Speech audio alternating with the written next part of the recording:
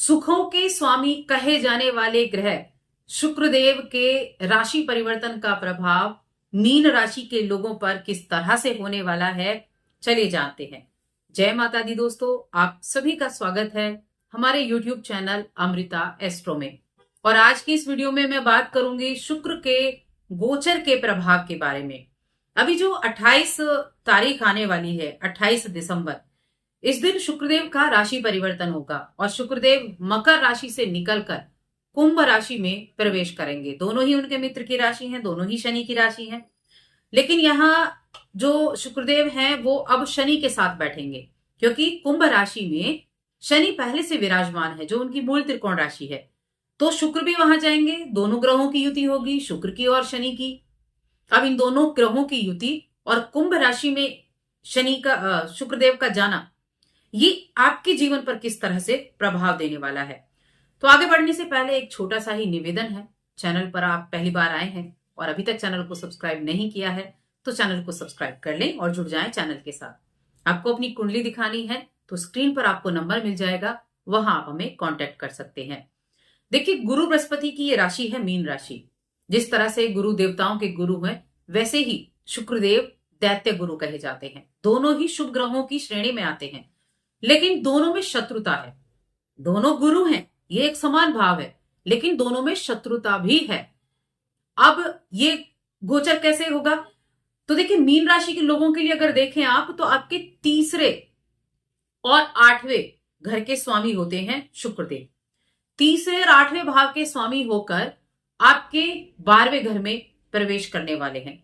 12वां घर व्यय का भाव है, साथ में विदेश से भी जुड़ा हुआ भाव है। अब यहां चीजें जो हैं आपको ध्यान रखने वाली भी हैं और उपाय भी आपको करने हैं, क्योंकि शुक्र वैसे लाभकारी ग्रह है, लेकिन एक तो शत्रु ग्रह है, दूसरा तीसरे और 8वें घर का स्वामी भी है। तीसरा और 8वां अच्छा भाव नहीं कहा जाता, साथ में 12वां घर भी अटैच हो गया, 12वें घर में आए हैं, 12वां भाव भी अच्छा नहीं कहा जाता। तो यहां 3 भाव जो एक्टिव हुए हैं, इस समय आपके लिए थोड़ी समस्याएं पैदा कर सकते हैं। किस तरह की समस्याएं हैं? तो देखिए, एक तो जिन लोगों की कुंडली में शुक्र की महादशा चल रही है और शुक्र अच्छी पोजीशन पर नहीं है, उनके लिए थोड़ा प्रॉब्लम क्रिएट कर सकते हैं, लेकिन उतना लंबा टाइम पीरियड नहीं है, लगभग 1 महीना रहेगा।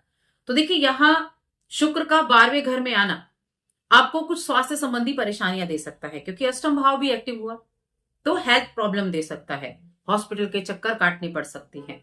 तो अपनी हेल्थ का ध्यान रखना है सबसे पहली चीज। अगर कोई भी हेल्थ इश्यू पहले से चल रहा है तो आपको सावधानी रखनी होगी, चिकित्सक के पास समय पर जाना होगा। सावधानी रखते हैं तो चीजें आसान हो जाती हैं, सावधानी रखते हैं तो पहले से आप सतर्क हो जाते हैं, क्योंकि ये समय आपके स्वास्थ्य को परेशान कर सकता है। साथ में थोड़ा बहुत फाइनेंशियली भी करेगा, क्योंकि जब हेल्थ खराब होगी, हॉस्पिटल जाना पड़ेगा, तो धन खर्च भी होगा। तो ये धन जो है वो इलाज पर खर्च हो सकता है, ऐसी स्थितियां हैं। क्योंकि जो 12वां भाव है वो खर्चे का है, हॉस्पिटल का भी भाव ये कहा गया है, हॉस्पिटल के चक्कर भी ये लगवा देता है।